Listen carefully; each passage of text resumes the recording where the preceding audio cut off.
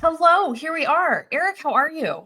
I'm doing well. How are you, Libby? Good. Do you know the most giant news of the week that's going on? Because this is affecting my world in a very huge way. What is that? There is a new game on the New York Times app. I cannot emphasize how strongly I care about this and would love to talk for 30 minutes about the new game. It's called Pips. I'm here for it. It's kind of like Sudoku adjacent with dominoes. It's kind of Hmm. logic game, but it does make me feel dumb in the same way that Sudoku does. So love hate relationship off the bat. What does that stand for, Pips? I don't know. It's a dominoes game, and so this is I know this because of Sherlock Holmes. We're going off the rails here, but the pip is the name for the dot on a domino, and so it's called Wow. Pips. I don't know. It's not like a Gladys Knight tribute or whatever. I don't know. Maybe it is. Maybe someone's a really big fan.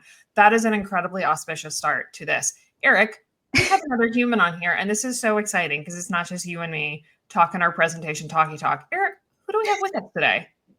Today we're joined by Nancy Morkovsky. Nancy and I first met way too many years ago when she was a student of the campfire method. And we learned that we had a lot in common because Nancy also grew up in advertising and branding. She has since taken her talents to many organizations, but currently is the chief marketing officer at Chi Omega. And we've invited her in today to give us a taste of how she approaches presentations. Nancy, why don't you tell us a little more about your background? My favorite question. Absolutely. So, hi, everybody. My name's Nancy. That was a lovely setup. That's probably most of what you have to know about me, other than I love creative problem solving. I love writing. I won't say I love storytelling because I feel like that's cliche and expected, but I will just say I love a great conversation. And to me, when you present to somebody, it really is a great conversation that you're either having with a group, or I mean, you can lock in with a person. That might be weird, but it is a dynamic that you're building in the room to share ideas and perspectives. So strategy, insights, and conversations are what I do. Very cool. And can I add to this? We will get to this later, but you are a musician as well. And so we were talking yesterday about how there are so many great parallels between forming that relationship with the audience and having to be a little bit of a different version of yourself that could be a little bit more elevated. So you are a musician as well. You are a very strong candidate for the Joseph's most interesting man/woman in the world. We might be stretching the limits of definition of the word musician, but what I will say is I enjoy singing. I enjoy doing music with very talented, legit musicians in our little cover band. I'd say garage cover band, but it's too hot in Texas, so we practice in my living room. And it's great. It's fun. It's a great outlet. And yes, I do see a lot of crossover of playing to a crowd, reading the room, shifting when you have to, changing up the song if they're not feeling it, changing up your, how you're presenting or moving across the room if the crowd is kind of had another drink or came out from lunch. So yes, same skills, same outside of my comfort area as an introvert, but same, still fun challenge to tackle and, continue to grow. Very cool. The rest of us were trying to make sourdough badly during the pandemic, and you formed a band.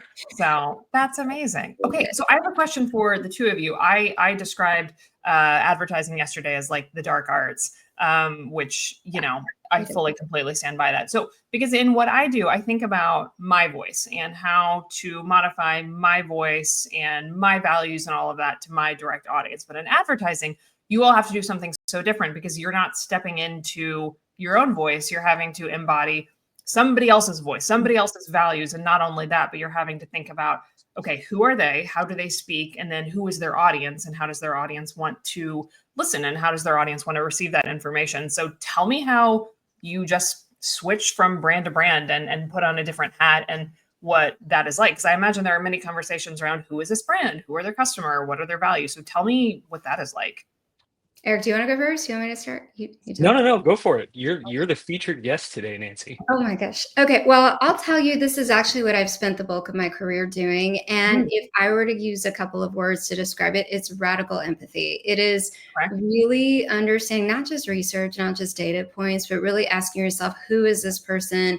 What are they scared of? What do they hope for in life? It's like when you start to put yourself in that mindset of radical empathy, not just I am a researcher or a presenter talking about, a third party, but like, gosh, how do they feel? How do I bring them to life? It is in the research, it's in conversations with that audience. So the radical empathy has to be present. You have to be open to really understanding them and their nuances and what makes them a little bit weird and a little bit great as a unique group. And I'd say for the brand too, I think a lot of my clients, kind of mega, especially, are over 100 years old. And, we live in a fickle world with TikTok, with everything, trends, brands come and go. So these established brands, I think having a sense of appreciation for them being heritage brands and still being able to evolve to connect with audiences. I start there with a great appreciation of, gosh, what are the long-term tenets or values of this brand that do stand this, test of time? But then how can we maybe present or even articulate those values in a slightly new, evolved, modern way that still lives up to their mission and vision and connects with the audience they're going after? So that's kind of how I approach it. Yeah, that's awesome, Nancy. And we were talking about this yesterday. I often think about presentations as a corollary because presentations are basically like advertising, but smaller, right? It's Yeah. you still have a group of people, you have a before state and an after state, and you have an idea that's going to get them from their before to their after. And so communicating, if advertising and branding is the business of belief at scale, right, Mhm. then presentations are kind of the business of belief in pockets of that scale. And so I'm curious how you've approached that in your career. How do you show up as a presenter when you have that kind of advertising mentality? Great question. And it's been a journey, and there were a few mental switches I had to make because like I said, I am an introvert, like I really am. And when you get in front of an audience, even if it's singing, if it's for a crowd of executives, a board, whatever the room is, you have to, for me, what helped get over my fear of presenting and that kind of introverted nature that I have, my center of gravity, is, really shifting my perspective, because I used to be terrified of speaking to crowds, speaking out loud. My background is in writing, so I would like literally write in my notebook all my years growing up, very much introverted. And so I wanted to shift from sharing thoughts, especially in advertising when you have to, in strategy when you're guiding teams, when you're guiding creatives and clients. So, but from the onset, I just knew that presenting was not my bag as an introvert, but it would have to become it if I wanted to be successful in the field and in general. And I'll tell you my evolution in a nutshell. My biggest flub presenting actually opened my eyes to a new way to think of presenting. And that was my presentation of my, graduate thesis way back in the day. And it was to peers. It was to the kids I was in school with for the past 2 years in the trenches. I knew them. We hung out, friendliest crowd you could imagine. And I remember waking up that morning going, I can't do it. I cannot do this. And I could feel my heart like pounding out of my chest. My skin was shaking. My voice was quaking. I'm like, how am I going to present with confidence? Something that I've researched for 2 years and know well. And so I did what I don't recommend to anybody. Let me say that again. I do not recommend this tactic. I took NyQuil to kind of physically calm myself. We're going to say calm myself down a little below the recommended dose. And it kind of worked in the beginning. I was not visibly like holding my papers and trembling because that's physically what I used to do when I had to stand up. And I was like, okay, I think this is working. I got through it. I sat down afterwards and I was like, yeah, okay. And then it's to our peers. So they asked the room, does anyone have feedback for Nancy and her, professional report? And Georgia, whose last name I won't reveal, I'll protect her identity. I'm kidding. This woman named Georgia, who in college went to class in stiletto heels. Okay, so the type: scarf, stiletto heels, briefcase. Legally Blonde. Totally stands up, and I'm like, oh, and she's standing, and she was like, Well, I just don't know because Nancy, your content was great, but you seemed bored with it halfway through. And I was just like, oh, so maybe she noticed. Right. Was relaxed. So from that point on, I went home and I was like, dang, that put a shadow over all of the 2 years of work preparation. I knew it. Why did I flub so hard? And why did I care what Georgia thought so much? That's for another day. So what I decided was, I'm like, okay. And this is something I know my therapists use. Again, not recommending, but just telling you what I do. Is what is your biggest fear? Like unpack that and then walk it backwards. And that'll help you literally eliminate worst case scenario or at least be prepared for it. And so when I asked myself, like, my goodness, why am I so terrified? It was because I was seeing my presentation as a I'm right or I'm wrong. And the audience is going to say I'm right or I'm wrong. Very binary, very black and white. When in fact, what we do, and my goodness, for advertising, right? It's gray, it's interpretation, it's subjective, it's fun. And I was taking it so seriously. And I'm like, I need to know all the data points and I need to tell people I know them. And I have to, it just, and my biggest fear when I asked myself that out loud was that somebody was going to stand up and say, that's not true. And then I was going to crumble, become a pile on the floor and cry, and I'm like, okay, you know what though? That could happen. Somebody could stand up and say, that fact is not true because I have this counterpoint that tells me this or a different source. So once I walked back from that fear and said, it is likely that somebody's going to call out something that I'm sharing. But if I don't look at it as right or wrong and more additional perspectives, additional data sources, then I started telling myself, I'm not presenting. I'm not even presenting. I am sharing a well-informed perspective. And that part's important, right? It's like, do your homework, do your research, know what you're talking about. And then your passion's just going to come out and you're not nervous. It's like, talk about your favorite band, talk about your favorite movie. And it just naturally comes out because you know it well, you're comfortable and you enjoy talking about it. And so that's how I view all of my, we'll just call them conversations moving forward now with groups is I need to make sure I know what I'm doing. I need to, give an informed opinion. We have too many uninformed opinions today. So do your homework. And then welcome the challenge, welcome the conflicts and invite them into the discussion of, oh, that's so interesting. Where did you read that? I'm going to have to read that. I haven't seen that source yet. Writes down a notebook, and then literally do it because it just informs your perspective. So that shift of being called out for being wrong to I'm sharing something and people can build on it or they can challenge it. And both are really good for a discussion and presentation has helped me tremendously. So I love that. And I think it also helps. I think many of us have a tendency to get defensive very quickly. It feels like a personal attack. Oh no, my work is being attacked. My reputation is being attacked. And the more we can approach it from you spiral in front of everyone. Yes. Right. Yeah. The more we can approach it from a place of curiosity and tell me more and we're having a conversation is really helpful. I love that your story is very like rock and roll light. Like there were no hard drugs involved. We're talking over the counter. Correct dosage. Yeah. Mm-hmm. I bet your sinuses felt amazing though. I slept so well right after class. Like immediately in the hallway. Mm-hmm. Yeah.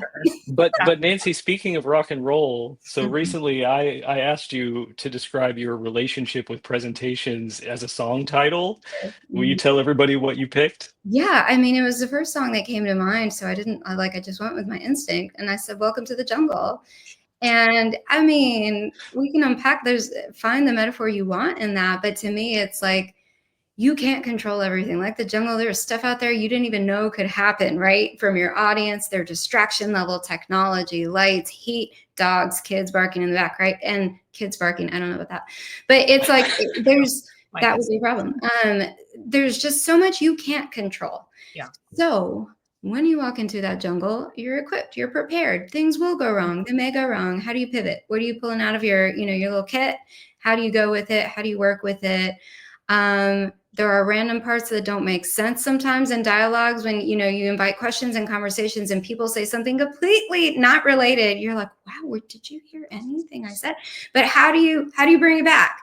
And the structure of that song is really crazy too. Like if you listen to, there are parts that probably don't belong in that song, but then they always bring it back. So it's like, Welcome to the Jungle just felt so right because it presenting, conversing, conversations, performing in front of people, there will be chaos. Walk in knowing that it can be small, it can be little, but it can be big.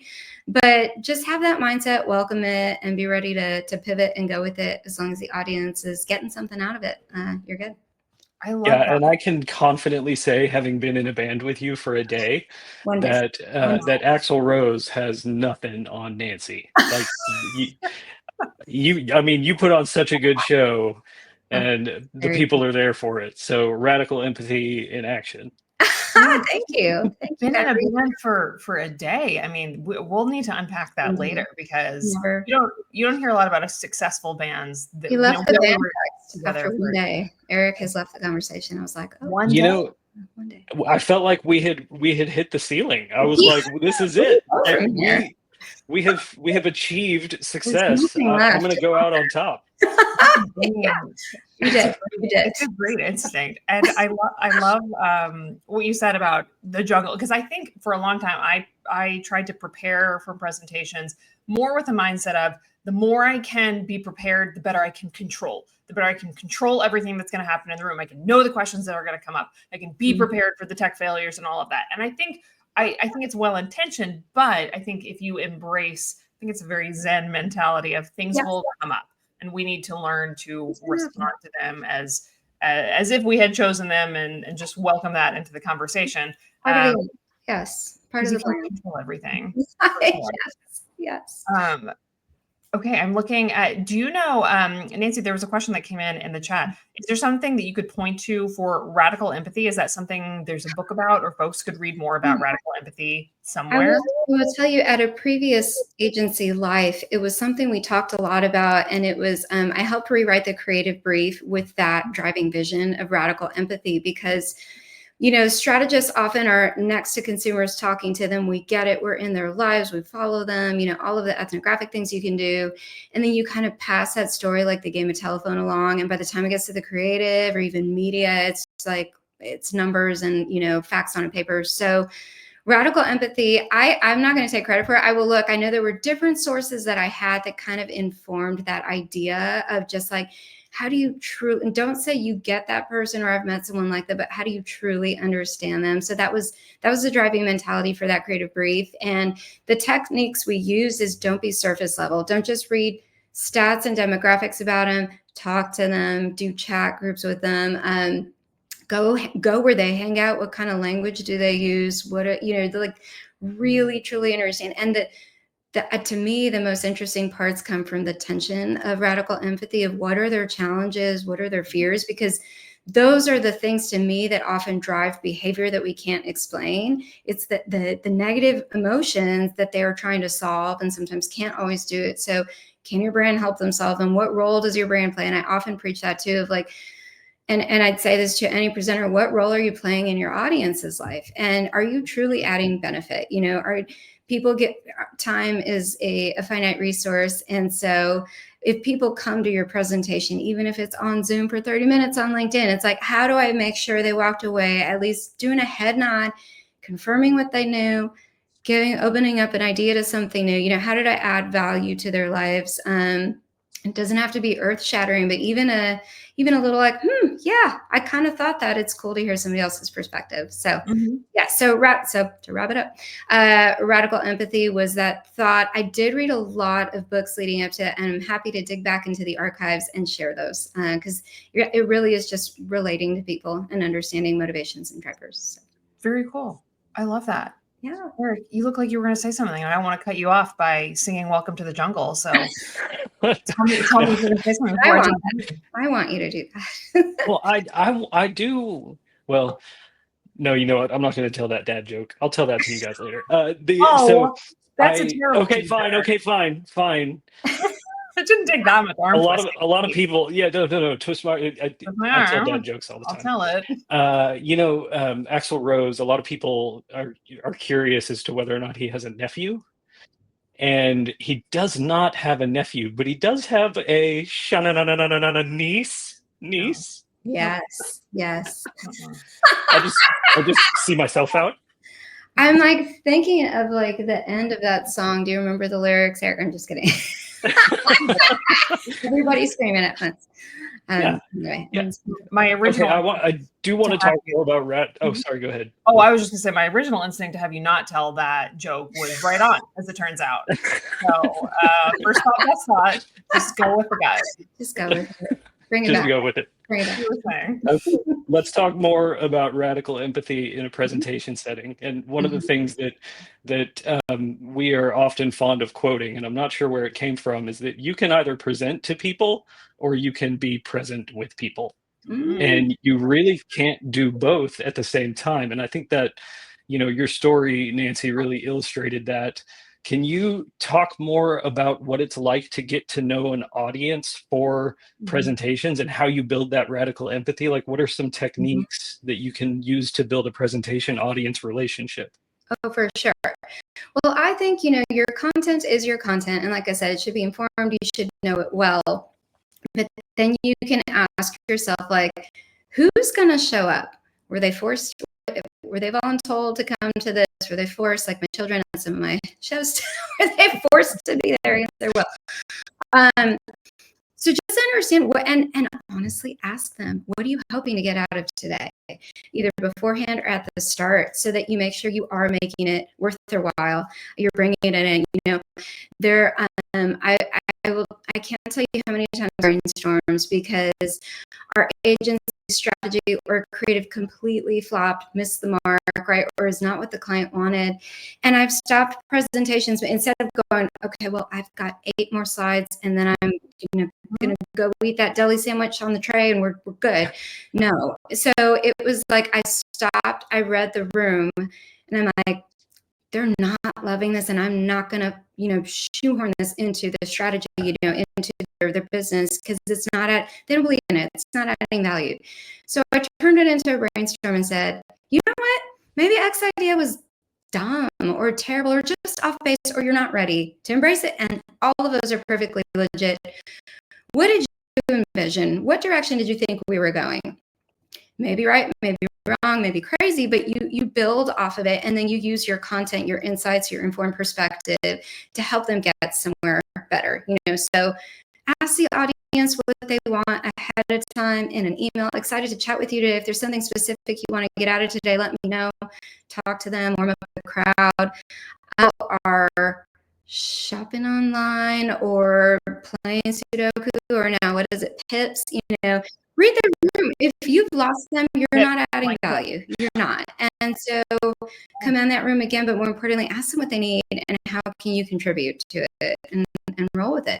And I will tell you, with music, with singing, you read the room. If everybody's just sitting down for 10 minutes, you're going to ditch that set list and you're going to pull out the songs that get people up and happy based on what you're reading in the room.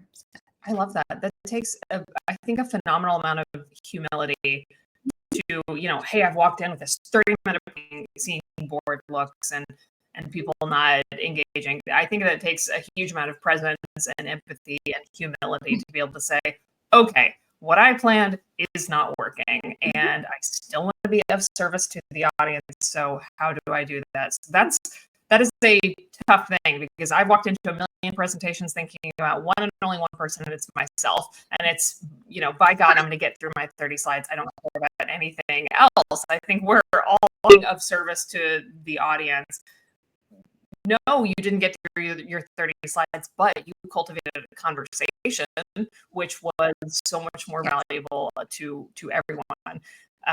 We have some comments. Reading the room is so underrated. What are the other things that you look for, Nancy, besides cues of like body language and maybe eye contact? If the room is quiet and I'm just getting head nods, I consider that half engagement and half agreement, and that doesn't count. Round down. So then it's like, okay, then you start moderating the room a little bit, and asking. I don't see people sparking to this. Why not? What's it missing? What would you add? What word is throwing us off? What's driving us? What's frustrating when they're not giving you the conversation and feedback you want? And it's funny, like I remember when I first started getting comfortable presenting, I thought slugging through all of your slides, and there were usually like 100, slugging through all the slides, ending on time, and no comments or questions was the Right. epitome of victory. Success. And Right. now I'm like, that is the worst thing you can do. You have literally become a human like clicker, right? Remote. And the value, the dialogue, the building, the tailoring is not there. And so now I actually enjoy not finishing presentations. I don't mind a good pivot, a good build. I always tell people, I don't have an idea with you, and I hope you'll like it, but if not, let's make it better. And my one rule is you can poke, right? I'm gonna poke holes.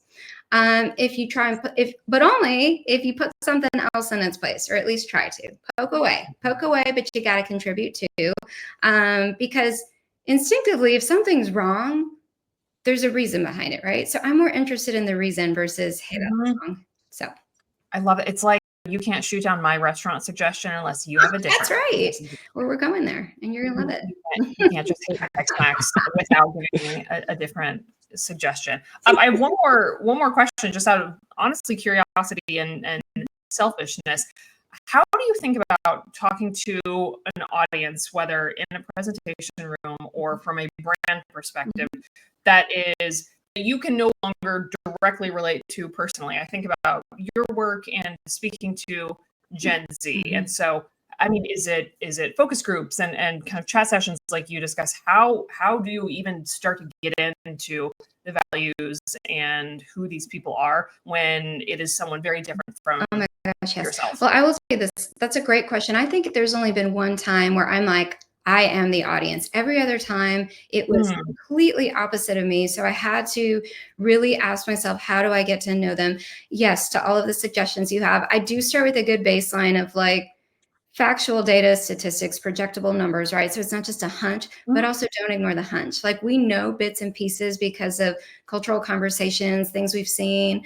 I'm of the age now where I have kids where I'm learning things from them, trends. They get mortified when I repeat the words that are instantly not cool again. But it's like, social media, you can definitely ask, and you should, and people will tell you. Ask people how they're feeling, what they're scared. They're going to tell you. They're glad people want to know. But sometimes you don't even need to ask, because with social media, people will tell you when you don't ask or don't want to know what they think about everything.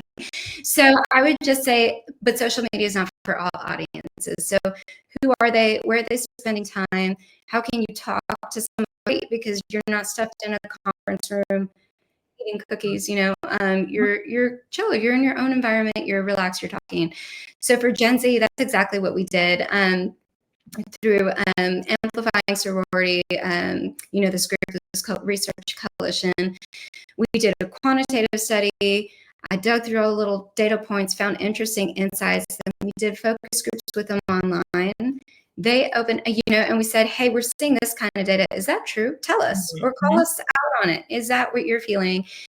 And from that, then we did personas research. So we knew who they were. And then, just in their own words is the best way to understand how people are feeling. How do they even talk about things? Is it with confidence, with code word? Like there's so many cues of language and how people are, responding to you. They are going to learn from them versus walking in thinking, I heard all about you and I know this and that. It's like, tell me what's most important about you. And, people will open up. I love that. I think that's phenomenal. I'm just keeping an eye on the clock. If anyone has questions, please feel free to pop those forever. But tell me what else I'm missing, Eric, that I know we wanted to hit on. We got Welcome to the Jungle. We got your terrible Axl Rose joke I'll never forgive you for. We got the Don't take my Oh. Okay, so I'm noticing a trend, Nancy, and I want you to expand on this. The trend is that what you're describing is really, it's like, I would define it as you approach presentations more as a facilitator than as a presenter almost. Would you say that's true? Definitely. I mean, there's probably going to be a TED Talk way smarter, more produced, better than me, right? So if I'm there, my role then, what a TED Talk can't do is engage and build on, right? It's more like the master class. So I do, to use Libby's words, I I go in with a sense of humility. If I have an answer, it may not be the answer, and that's okay. Being flexible. The worst thing you could do is force an idea on people, and then they don't love it, they resent it, then it's never going to be successful because they don't believe in it. So. Right. Yeah. That's that. And you see that a lot in branding, right? You see brands forcing an idea on the audience, Jaguar, that they don't love. And then everybody backlashes, right? And you get it wrong. Then you have a whole new mess to clean up. Okay. One last question. Are you team? Both. I think that there is a role for slides, just like there's a role for a good prop or background situation, right? It can enhance and should enhance a point, an accent to something you're making. I love a good dramatic moment, dramatic pause. You can do that with or without slides. I'm a visual thinker. If I'm talking data, I will never show a chart, but I will, what is the point, right, that you're trying to make from the chart? Pop it on a slide, make it dramatic, make it cool, do some hand motions, you know. So yes, I'm team both. I'm team both. We'll there's allow a time it. and place. We'll allow Yes. it this time, just Yes. this once. The council will allow it. Last comment, someone said, is nobody going to mention how Nancy's told you. wallpaper so perfectly I love a represents dramatic background, I told you. That's fantastic. We're so Thank you, honored. LinkedIn user who chooses to remain anonymous. Nancy, thank you so much for doing this. I learned so much, and I love the way you think about being a facilitator and having a conversation. So thank you so much for doing this. We are going to have you on again, but it's going to be a music set, and Eric and I are going to be on the tambourines. So thank you so much out of for my taking hands, time but to do okay, this. sounds good. Thank you all. Thanks, Have a good guys. day. Bye, everybody. Thanks so much for joining. Bye.